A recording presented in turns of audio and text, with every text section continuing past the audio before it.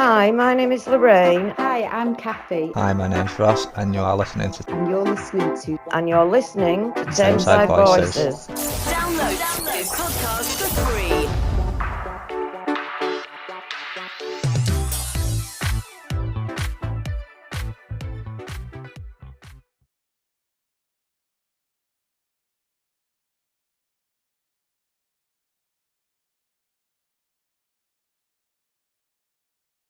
Hi, it's Ross Thompson from Tameside Voices, and today we're here with Steve Barton. So, Steve, can you tell me a bit about the community that you do?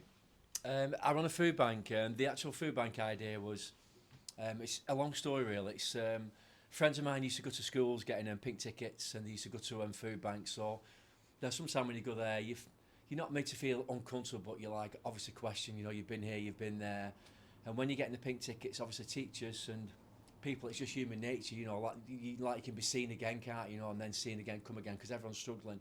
Now the idea of the food bank was to alleviate people going to the schools and getting the pink tickets. That's something that I struggle with because obviously you know the people there as well, and obviously there's more parents there, and people do gossip.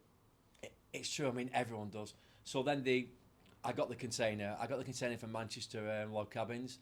It was a donation, which was really really good, and we just have people coming here.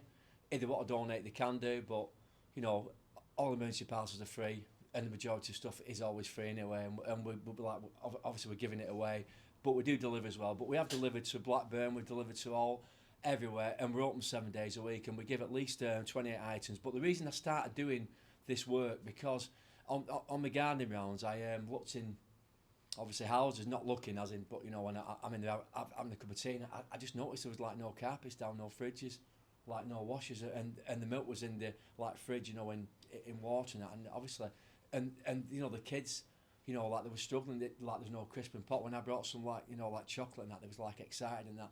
And I thought, what can we do? So my mate decided to donate £40 a week, and I did, and we just go to like you know like certain houses, and then we drop magazines off and food. So that started on about 13, 14 years ago.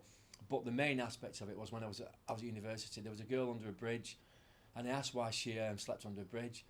And she said, so I don't get raped anymore, and it was just harrowing, and that's going back in the day, that because obviously it's in daylight, you know, and at night time there's lights there as well, so she you know she really pulled at my heartstrings. So I started doing homeless work, and obviously Andy Burnham as well, Spain Harbour. This my background is mainly homeless background on the streets of Manchester, you know giving stuff out. But this is years ago. This is like you know even decades ago. But then obviously. I saw my own area was struggling, and I just prioritised children. A lot of people with domestic violence we have as well. So they're the two aspects that I really prioritise. Obviously, domestic violence is it's awful, and it's a lot of women. You know, it's 80% women at least, but there is men who suffer it as well. But I mean, the cases are harrowing, and all we can do is help. We obviously work with Bridges, and we work with anti-standard centre as well. The mental health side again, we got the centre here. Absolutely disgraceful how I was treated. I was treated awfully by the council at Tameside. The actual centre got shut down. When I stood for independent councillor, the actual centre shut down the day after. It actually shut down the day after the election when I lost. And I don't believe I lost that first election for any 1 minute at all. But, you know, we prioritise mental health and they don't. And that's the problem we've got. Since the centre shut down, there's been 4 or 5 people died as well. We've operated from 6, 7 various locations. Rod has saved lives. He's absolutely incredible. He really, really is, and he doesn't get any recognition at all. I've had to step away from the mental health side because I'm an independent counsellor, and whatever I do, I'm penalised. I've been bullied by organisations. I've been bullied by stores.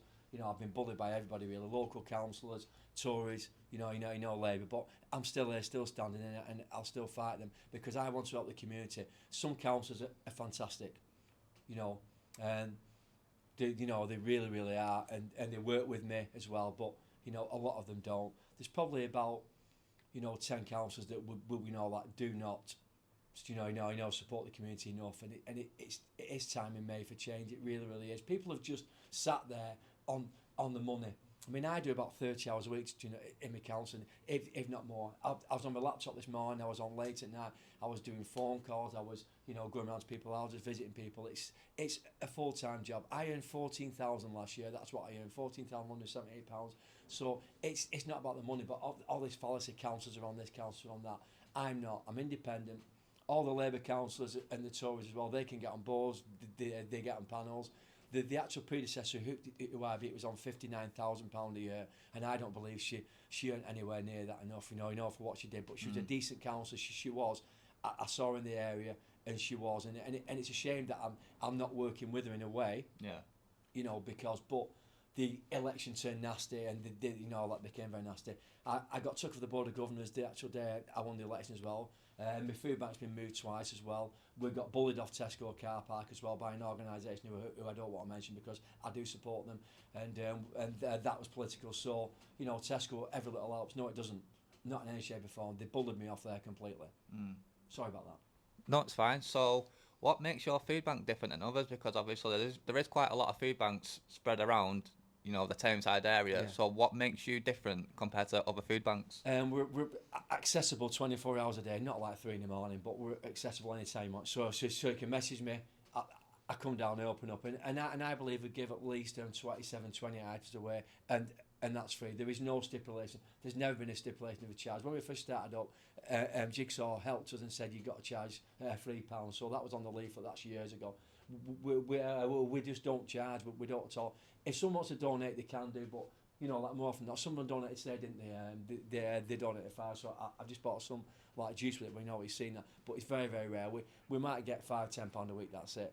But we do fruit and veg as well. That goes out as well, and that, you know, that's really, really invaluable. But our food bank is like, you come here and we offer mental health support, we offer empathy, and we offer everything. Anything that person needs, I will try everything I can to, you know, to help them. So we're not just here like to give that and then just, you know, hey, I'll see you next week, and then charge them $4.50, and then we're not open again, you know, till next Friday or Wednesday. I'm not going to go at anybody. I'm just saying, you know, and it is regulated as well. We are stipulated. We have people, you know, we have nurses come here. We have like the mental health support team as well come here. We have all sorts of people coming here. Teachers come here as well. But the idea was straight away was to actually get in schools. So I went around the schools, asked them how I could support them. Obviously with the Christmas giveaway, the Easter eggs, and obviously the memorabilia that goes out, and that's going out. I mean, I've run bills up, you know, like galore with that, and that's going out to dying children, dying people, and it's give people a lift who are very poorly.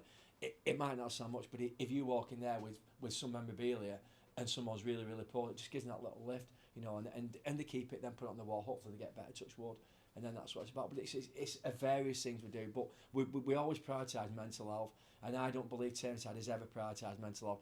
That centre should never have been allowed to shut. That was my idea, and I'm not going to go at Active Tameside at all, because I've got friends at Active Tameside who are good, and Active Tameside do good work. But with the Ashton Bath shutting, and I was there, you know, I know Lorraine was really pivotal in that. She's an amazing person, you know. And that shutting as well. I'm not saying that because she's here. She is, and she supported me a lot as well. Yeah. But to shut a community centre down and to shut a swimming bath down, where's it all end? Okay, we've got a civic hall, but for me that should be used as a community place for people, for, you know, like for children, for, you know, for the older people, and for mental health support and for everything. That's what it should be. It should be charity organisations in there. It shouldn't be for businesses, and it shouldn't be. I mean, pop-up theatres are good. Don't get me wrong. It's great to get things out, and I think Leanne's done a fantastic job there. She's a good counsellor, but I just need that community centre still. But it's always need that, and I don't see that in the civic hall at all. But I'm not having a go at civic hall. I think it's fantastic at all, and I think the people involved in a great job. Like I say to you, and Eleanor, the leader. You know, I've known Eleanor a long time, and Eleanor supported me a lot. She supported the food bank, she supported the community centre as well, and she tried to keep it open. So if anyone wants to like have a pop at Eleanor, you know, she's done a lot. She has done a lot as well. So she supported a community centre, and she supported the food bank as well. So that's Eleanor's empathy, and she has got empathy as well. So and I know Eleanor very, very well as well. She's a good person. So do you think there's been a massive increase in, you know, people going to the food banks over maybe the last year or so? I think it's really, really steady. I think there was more people coming here during the pandemic. In the pandemic, we had 4 drivers. Yeah. We had we did about 80 parcels a day, and that's a lot of parcels, that 80 parcels. So we had 4 drivers. We got support from the council and Jigsaw. Don't get me wrong, they was brilliant with us then. But I think it's just gone, you know, nice and steady now. But what I do see is in the holidays, that's when carnage comes. Carnage comes for me in the holidays. I'm not prepared for the 6 weeks. I just can't sustain it, and I'm not prepared for when they're off for a week or so, because obviously children at home, they're not getting the food at home, at school, so obviously the pressure's on the parents, and there's a lot of single parents as well, so the pressure's on them, and then obviously the pressure's on food banks. I'm so glad that other food banks have opened, because they take the pressure off me, and I think it's fantastic. We've got Julia there. Julia's a lovely person. She has the little food bank together, centres opened up as well. We have obviously other pantries, and I think they're a good idea. We have the bread and butter. I think it's £8.50, £9.50 as well. But some people can't afford that. You see, they're coming here with nothing. So that's what I mean. There was a gentleman here stood on the corner, and he would look really. He said, "I'm hungry," so I just give him a bag, and that's what it's all about. Yeah. You know, giving. If people can afford to, want to give it back and give a few, buy a few tins, that's fine. But invariably not. All the municipalities are free. It is free. This fallacy of charging people is complete nonsense. Yeah, thanks for that. So, is there anything you'd like to push out yourself? Anything you'd like to promote for the food bank? No, I'm fine. No, I've nothing to promote at all. There's just, if anyone wants to help us and donate a tin, if they want to donate any juice, stuff like that, it's fine. But I'm not on here to ask people for things. I don't want to help people. That's the I know the whole idea of it. But I think the food bank worked. It was a dream of mine when I was at university to open a container and then just have food on on the tap, as they say, and it's great. I mean, what place where you come Christmas Day, where we did 15 food parcels Christmas Day, and we dropped over £8,000 worth of toys off on Christmas Day. I was out 6-7 hours with my son, and I think it's fantastic. I get the buzz out of this, and it's great, and it annoys people. People have sort of reciprocated what we do, and I'm okay with that. It's it's fine, but don't diss me off and then think you're doing a better job. No one's doing a better job. Pauline Town's amazing. I love to bits. Julia together, I think, and Jack Elaine does a great job. I think they're all amazing. I'm not in competition with anybody. I never have been. I just think they're all amazing, and I can't speak high enough of all the organisations. Result Community Group, Donna Thomas. I think they're all great, and I love them to bits. I'm not in any competition with anybody. I just get on with my job, and I don't cause anybody else. All I want to do is help people. I get up each day, and I just enjoy it. Yeah, well, I just want to say a massive thank you for all the work that you do, and it was a pleasure to meet you. Thank you. Cheers. Thank you. Download this podcast for free.